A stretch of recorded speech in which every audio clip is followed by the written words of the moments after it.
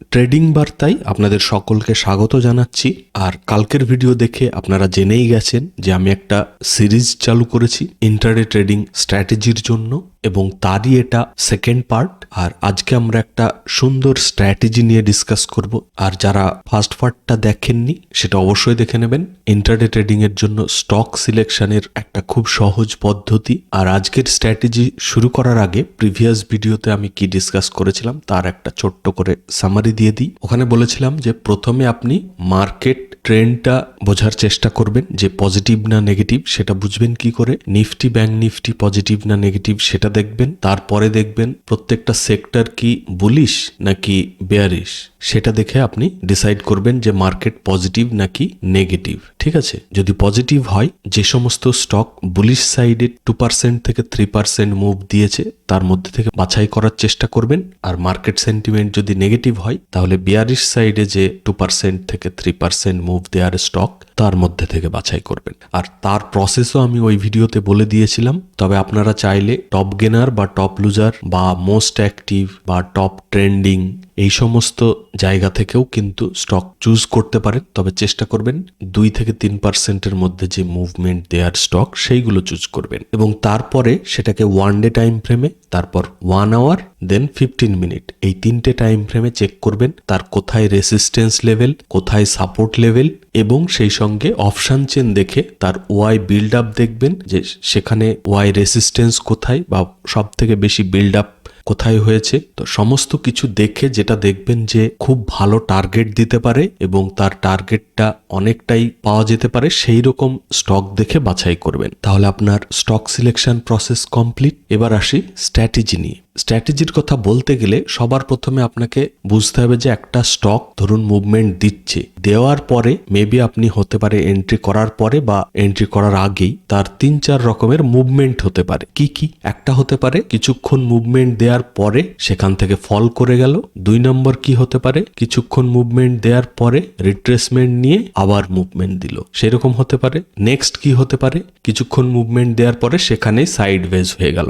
আর একটা যেটা হতে পারে কন্টিনিউ আপনার মুভমেন্ট দিয়েই চলে গেল। তো এই কয়েকটাই প্রসেস হতে পারে। তো এই পুরো সিরিজটাতে আমরা প্রত্যেকটা টাইপের স্টককে কিভাবে ট্রেড করব তার বিভিন্ন রকম স্ট্র্যাটেজি ইউজ করে, আর কোনটাতে কি রকম স্ট্র্যাটেজি ইউজ করে আমরা এই স্টকগুলোকে ট্রেড করব সেটা নিয়ে এই প্রত্যেকটা ভিডিওতে এক একটা স্ট্র্যাটেজি নিয়ে ডিসকাস করব। তবে এখানে শুধুমাত্র আমরা এই সাইডওয়েজের যে স্টকটা সেইটাকে বাদ দেব, কারণ সেটা নিয়ে আমাদের কোনো কাজ নেই, আমাদের মোমেন্টাম স্টক দরকার। ঠিক আছে, তো আজকের ভিডিওতে যেটা আমরা ফলো করব সেটা হচ্ছে যে স্টকগুলো কন্টিনিউ মুভমেন্ট দিয়েই যাচ্ছে সেটাকে আমরা কিভাবে ট্রেড করব। ম্যাক্সিমাম ট্রেডাররা কিন্তু এই সমস্ত স্টকগুলোতে এন্ট্রি করার সুযোগই পান না। কারণ কি, আমরা সবসময় চেষ্টা করে একটা রিট্রেসমেন্ট নেবে, তার নিচে স্টপ লস লাগাবো, দিয়ে আমরা এসএল ট্রেল করব। কিন্তু এই সমস্ত স্টকগুলোর কোনো প্রাইস অ্যাকশনই তৈরি করে না, কন্টিনিউ আপ মুভ দিয়েই যায়, বা ধরুন সেল সাইডে হলে কন্টিনিউ ফল করেই যায়। তো সেই সমস্ত স্টকে কিভাবে আমরা এন্ট্রি করব সেটাই হচ্ছে আজকের স্ট্র্যাটেজি। তাহলে শুরু করি আজকের স্ট্র্যাটেজি। তবে স্ট্র্যাটেজির শুরুতেই বলবো যে এই সমস্ত স্টকগুলো মানে যেগুলো কন্টিনিউ আপ মুভ দিয়ে যাচ্ছে বা কন্টিনিউ ফল করেই যাচ্ছে, সেই সমস্ত স্টকগুলো কিন্তু সব থেকে বেশি রিস্কি এবং সব থেকে বেশি প্রফিটও দেবে এবং খুব কুইক প্রফিট দেবে। এবং এই স্ট্র্যাটেজিতে আমি এন্ট্রির রুলস বলবো, স্টপ লসের রুলস বলবো, এসএল ট্রেলিং এর রুলস বলবো, মানে পুরো কমপ্লিট একটা স্ট্র্যাটেজি যেখানে সমস্ত কিছু থাকবে এবং খুব সহজে আপনারা কিন্তু ইউজ করে ইন্টারডে ট্রেডিং করতে পারবেন। তার জন্য আমরা ইউজ করব ট্রেন্ড অ্যাঙ্গেল। এই ট্রেন্ড অ্যাঙ্গেল টুলটা ইউজ করে আমরা কিন্তু এই কন্টিনিউ যে আপ মুভ দেওয়ার স্টকগুলো বা কন্টিনিউ ফল করার যে স্টকগুলো সেগুলোকে আমরা খুবই ইজি ভাবে entry, exit, stop loss, SL trailing সমস্ত কিছু করতে পারবো। চলুন দেখে নিই কি এই ট্রেন্ড অ্যাঙ্গেল। চলে যাব টুলবার সেকশনে। আর এটা এমন নয় শুধুমাত্র যে ট্রেডিং ভিউতে আছে, আপনাদের যে কোনো প্ল্যাটফর্মেই এটা পেয়ে যাবেন। চেষ্টা করবেন যেখানে ট্রেন্ড লাইন বা হরাইজন্টাল লাইন আছে সেখানেই কিন্তু এই টুলটাও থাকবে। আমি ট্রেডিং ভিউতে থেকে দেখাচ্ছি। এই 3-4টে টুলের নিচেই ট্রেন্ড অ্যাঙ্গেল বলে যে একটা টুল আছে, এই টুলটা আপনারাও পেয়ে যাবেন আপনাদের যে ট্রেডিং প্ল্যাটফর্ম সেখানেই। তো এটাকে ইউজ করে কয়েকবার প্র্যাকটিস করে নেবেন। আমি ক্লিক করলাম ট্রেন্ড অ্যাঙ্গেলে। ঠিক ঠিক আছে, কিভাবে আমরা ইউজ করব, এটা দুবার ক্লিক করতে হয়। যেমন ধরুন এটা নিফটির চার্ট, ধরে নিন কোনো এটা একটা স্টকের চার্ট। কি করবেন, সকালবেলায় যখন 2-3টে ক্যান্ডেল তৈরি হবে, অবশ্যই 5 মিনিটের, আপনি চাইলে 3 মিনিটও ইউজ করতে পারেন, তবে আমি 5 মিনিটের চার্ট ইউজ করছি, আপনারা চাইলে 5 মিনিটও ইউজ করতে পারেন। মিনিমাম 3টে ক্যান্ডেল তো হতেই হবে, না হলে অ্যাঙ্গেল ইউজ করাটা একটু ডিফিকাল্ট হয়ে যাবে। তো আমি নিফটির চার্টেই দেখাচ্ছি, আপনারা যে কোনো স্টকে বা ইন্ডেক্সে ইউজ করতে পারবেন, সে ইন্ট্রাডে ট্রেডিং স্টকে হোক বা অপশন ট্রেডিং এর জন্য হোক, সমস্ত ক্ষেত্রেই কিন্তু এটা খুব ভালো কাজ করে। তো কি করবেন, ধরে নিন সকাল 9:30টার দিকে আপনার ওই স্টক সিলেকশন প্রসেস ইউজ করে কোনো স্টক যখন দেখছেন যে কন্টিনিউ আপ মুভ করে যাচ্ছে, তখন আপনি এই বটম থেকে, মানে আজকের বটম থেকে যে লাস্ট ক্যান্ডেলটা তৈরি হয়েছে সেখান পর্যন্ত আপনি মার্ক করবেন। মানে এই নিচে ক্লিক করলাম, ধরে নিন এটা ফার্স্ট ক্যান্ডেল আজকের এবং থার্ড ক্যান্ডেল নিচে হয়েছে, তো আমি সেকেন্ড ক্যান্ডেলেই ক্লিক করলাম হাইতে। এবার আমি দেখব যে কত ডিগ্রি অ্যাঙ্গেল দেখাচ্ছে।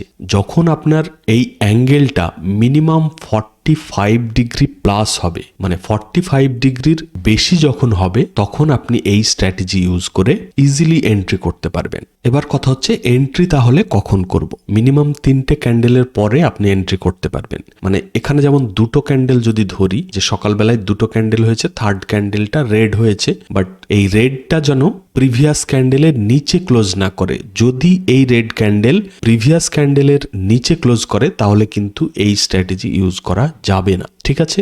আর যদি ধরুন এখানে গ্রিন ক্যান্ডেল থাকতো, তাহলে তো কোনো কথাই নয়, আরো ভালো। তো এই মিনিমাম 45 ডিগ্রি অ্যাঙ্গেল যখন তৈরি হবে মিনিমাম 3টে ক্যান্ডেলের পরে, এবং যত বেশি হবে, মানে ধরুন যদি 60 ডিগ্রি অ্যাঙ্গেল হয় তাহলে তার অ্যাকুরেসি আরো বেশি হবে, যদি 70 ডিগ্রি অ্যাঙ্গেল হয় তাহলে আরো বেশি হবে। তো এরকম মিনিমাম 45 ডিগ্রি হতেই হবে, তার নিচে হলে কিন্তু এটা অ্যাভয়েড করতে হবে, এবং এই অ্যাঙ্গেলের ডিগ্রি বেশি হবে তত কিন্তু অ্যাকুরেসি হাই হবে, ঠিক আছে। তাহলে আমরা এন্ট্রি করব থার্ড ক্যান্ডেল বা ফোর্থ ক্যান্ডেলে, ঠিক আছে। তো ধরে নিন আমরা এই ফোর্থ ক্যান্ডেলে এন্ট্রি করছি, তাহলে ফোর্থ ক্যান্ডেলে যদি আমরা এন্ট্রি করি তাহলে স্টপ লস কোথায় রাখবো, ঠিক আছে। আমরা লং পজিশন ক্রিয়েট করলাম, এই ফোর্থ ক্যান্ডেল কমপ্লিট হওয়ার পরে আমরা এন্ট্রি করলাম, বা থার্ড ক্যান্ডেলের হাই যখন ব্রেক করবে তখনও আমরা এন্ট্রি করতে পারি। এবার আসি স্টপ লস কোথায় রাখবো। স্টপ লসের জন্য 2 রকম হবে, এক হচ্ছে ফিক্সড স্টপ লস আর সেকেন্ড হচ্ছে এসএল ট্রেলিং। তো প্রথমেই ফিক্সড স্টপ লসের জন্য আমরা ফিব রিট্রেসমেন্ট টুল ইউজ করব। কোথা থেকে ইউজ করব, এই নিচে থেকে হাই পর্যন্ত, মানে লাস্ট যে হাইটা, মানে আপনি এন্ট্রি যেখানে করেছেন বা তার কাছাকাছি কোথাও যে হাই তৈরি হবে সেই হাই পর্যন্ত আমরা মার্ক করব। আর সেকেন্ড হতে পারে যে যখন রিট্রেসমেন্ট শুরু হবে, মানে রেড ক্যান্ডেল বানাতে শুরু করলো, তো লাস্ট যে হাই বানিয়েছিল সেই হাই পর্যন্ত আমরা মার্ক করতে পারি, ঠিক আছে। মার্ক করে তার যে গোল্ডেন রেশিও, মানে ফিব রিট্রেসমেন্ট টুলের 0.5 আর 0.618 এই দুটো লেভেল আপনি মার্ক করবেন। আমি অবশ্য ফিব রিট্রেসমেন্ট টুলের সেটিংসে গিয়ে বাকি অপশনগুলো অফ করে রেখেছি, সেই জন্য বাকিগুলো দেখাচ্ছে না। এখানে জাস্ট 0.5 আর 0.618 এই দুটো লেভেল দেখাচ্ছে। তো এই গোল্ডেন জোনের নিচে একটু বাফার রেখে আমরা স্টপ লস রাখতে পারি। এবার হচ্ছে টার্গেট কি রাখবো এবং এসএল ট্রেলিং কিভাবে করব।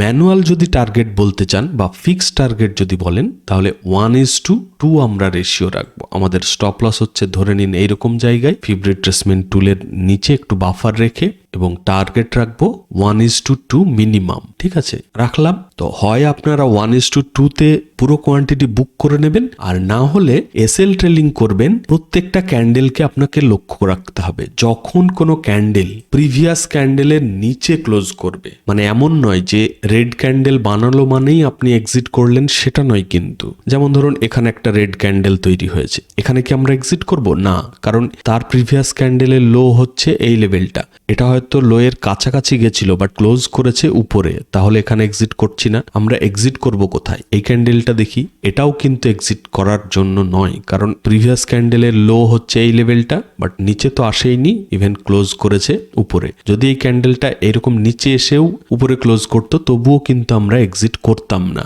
কখন করতাম, যখন এই ক্যান্ডেলটা এই রেডটা পুরো নিচে যদি করতো তখন আমরা এক্সিট করতাম। তাহলে কোথায় এক্সিট করব, আমরা করব এই ক্যান্ডেলটাই। কেন? এটার প্রিভিয়াস ক্যান্ডেল হচ্ছে এইটা, আর তার লো হচ্ছে এই লেভেলটা, এবং তার নিচে কিন্তু এই ক্যান্ডেলটা ক্লোজ করেছে। তাহলে আমাদের এক্সিট করতে হবে এই লেভেলটাই। ঠিক আছে, তাহলে সিম্পল প্রসেস। আর প্লিজ ভিডিওটা লাইক করবেন, আর চ্যানেল যদি এখনো সাবস্ক্রাইব করে না থাকেন অবশ্যই সাবস্ক্রাইব করে নেবেন। আর স্টক সিলেকশন নিয়ে কনফিউশন থাকলে ভিডিওর নিচে কমেন্ট করবেন, আমি নেক্সট ভিডিওতে অবশ্যই ক্লিয়ার করার চেষ্টা করব। আর যদি গাইড দরকার হয়, ভিডিওর নিচে ডেসক্রিপশনে টেলিগ্রাম চ্যানেলের লিংক আছে, ওখানে ক্লিক করে জয়েন করে নেবেন। আমি প্রত্যেকদিন সকালবেলায় লাইভ মার্কেটে কিন্তু স্টক সিলেকশন করে টেলিগ্রাম চ্যানেলে দিয়ে থাকি, তো সেগুলোকেও আপনারা ইউজ করতে পারবেন। তো এইরকম ভাবে আপনারা বুলিশ সাইডে বা বেয়ারিশ সাইডে, তো সেল সাইডের স্টক চুজ করলেও সেম ভাবেই আপনারা ইউজ করতে পারবেন। যেমন ধরুন সকালেই যদি এরকম ক্যান্ডেল তৈরি হয়, পরপর 2-3টে এরকম জায়গায় এন্ট্রি করলেন, এক্সিট করবেন কোথায়? এই দুটোর ফেভারিট ট্রেসমেন্ট টুল এরকম উপর থেকে নিচ পর্যন্ত মার্ক করবেন। যখন সেল সাইডের জন্য ফেভারিট ট্রেসমেন্ট টুল ইউজ করবেন, টপ থেকে বটম পর্যন্ত, মানে যেদিকে যাবে স্টক সেই দিকে লাস্ট আপনার ফেভারিট ট্রেসমেন্ট টুলের ক্লিক হবে, মানে উপর থেকে নিচে। আবার যখন বাই সাইডে হবে, নিচে থেকে উপরে, মানে যেদিকে আপনার মুভমেন্ট থাকবে সেই দিকে কিন্তু ফেভারিট ট্রেসমেন্ট টুল ইউজ করতে হবে। করলেন, করার পরে যদি সেল সাইডে হয় তাহলে ফেভারিট ট্রেসমেন্টের গোল্ডেন জোনের উপরে স্টপ লস রাখবেন, রেখে কন্টিনিউ এসএল ট্রেল করতে থাকবেন। করতে করতে যখন দেখবেন প্রিভিয়াস ক্যান্ডেলের উপরে ক্লোজ করবে, বাই সাইডে যেমন নিচে ক্লোজ করলে আমরা এক্সিট করছিলাম, সেম ভাবে সেল সাইডে হলে প্রিভিয়াস ক্যান্ডেলের উপরে যখন ক্লোজ করবে তখন আমরা এক্সিট করব। যেমন এটা গ্রিন ক্যান্ডেল তৈরি হয়েছে, তাহলে কি আমরা এক্সিট করব না? কারণ এর হাই হচ্ছে এটা, তো এর উপরে যদি ক্লোজ করতো তাহলে আমরা এক্সিট করতাম। তাহলে এটাতে এক্সিট করছি না। সেকেন্ড দেখবো এটাতেও আমরা এক্সিট করছি না, কারণ এর হাই হচ্ছে এটা, এর উপরে ক্লোজ দেয়নি, আমরা এক্সিট করব হচ্ছে এই গ্রিন ক্যান্ডেলটাই। ঠিক আছে, এটা হবে আমাদের এক্সিট পয়েন্ট। কেন? কারণ এর প্রিভিয়াস ক্যান্ডেল হচ্ছে এই রেড ক্যান্ডেলটা, এবং এর হাই ক্লোজ করেছে ব্রেক করে উপরে, তাহলে এটাতে আমরা এক্সিট করব। তো এইভাবে আপনারা খুবই সিম্পল প্রসেসে আপনারা কিন্তু এই ট্রেন্ড অ্যাঙ্গেল ইউজ করে এন্ট্রি, এক্সিট, স্টপ লস খুব সহজভাবে মেনটেন করে কিন্তু ইন্ট্রাডে ট্রেডিং করতে পারেন। এটা আমি স্টকের ক্ষেত্রে দেখালাম, তবে অপশন ট্রেডিং এও কিন্তু এটা খুব ভালো কাজ করে। তবে সবাই ব্যাক টেস্ট করবেন এবং প্রথমে পেপার ট্রেডিং করে দেখবেন, যদি সুইটেবল মনে হয় তবেই এন্ট্রি করবেন। ঠিক আছে, আর এটা আমি নিফটির চার্টে দেখালাম।